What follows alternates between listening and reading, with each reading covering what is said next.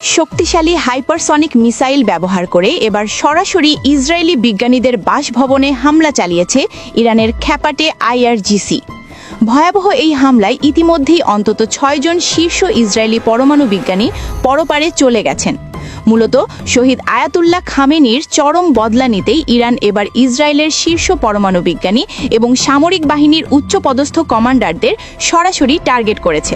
আর এই কাঁপানো বদলার মিশন শুরু হয়েছিল খোদ ইসরায়েলের প্রতিরক্ষামন্ত্রী বেন গভিরের বাড়িতে চরম আঘাত হানার মাধ্যমে। ইসরায়েলের এই বেহাল দশা আর ছন্নছাড়া অবস্থা দেখে তাদেরকে অন্ধভাবে সাপোর্ট দেওয়া ট্রাম্প প্রশাসনেরও এখন আক্কেল গরুম অবস্থা। পুরো ঘটনার ভেতরের খবর জানলে রীতিমতো চোখ কপালে উঠতে বাধ্য।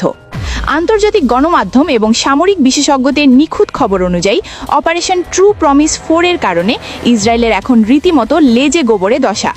গতকাল ৭ই মার্চের দুপুর থেকে শুরু করে একেবারে আজ ভোর রাত পর্যন্ত ইরান তাদের ২৪তম মিসাইলের বিশাল ঢেউ ইসরায়েলের বুকের উপর আছড়ে ফেলেছে।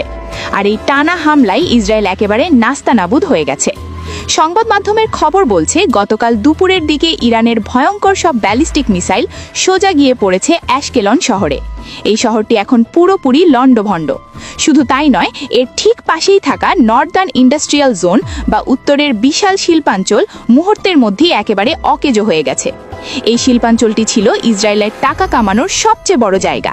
কিন্তু ইরানের এই শেয়ানা চাল ইসরায়েলের উৎপাদন ব্যবস্থা আর অর্থনীতিকে একেবারে পথে বসিয়ে দিয়েছে। আর এই চরম অপমানের কথা খোদ ইসরায়েলের প্রতিরক্ষামন্ত্রী নিজে আন্তর্জাতিক মিডিয়ার সামনে স্বীকার করতে বাধ্য হয়েছেন।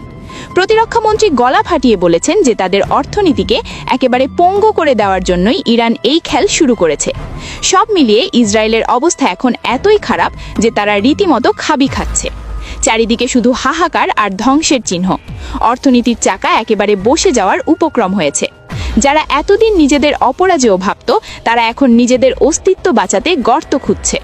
ইরানের এই নিখুঁত নিশানা প্রমাণ করেছে যে তারা চাইলে যে কোনো সময় যে কোনো জায়গায় আঘাত করতে পারে। ইসরায়েলের দম্ভ এখন পুরোপুরি মাটিতে মিশে গেছে। তাদের এই চরম লজ্জার মুহূর্তে কেউ আর পাশে দাঁড়ানোর সাহস পাচ্ছে না।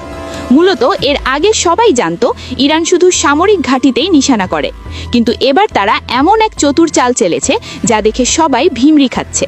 গতকাল সন্ধ্যার পর থেকে তারা তাদের টার্গেট পুরোপুরি বদলে ফেলে।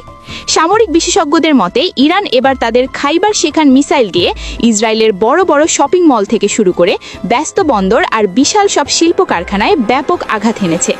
নেগেব অঞ্চল আর এর আশেপাশের সবকিছু এখন পুরোপুরি ধ্বংসের মুখে। সবচেয়ে পিলে চমকে যাওয়ার মতো দৃশ্য দেখা গেছে তেল আবিবের রাস্তায়। Tel Aviv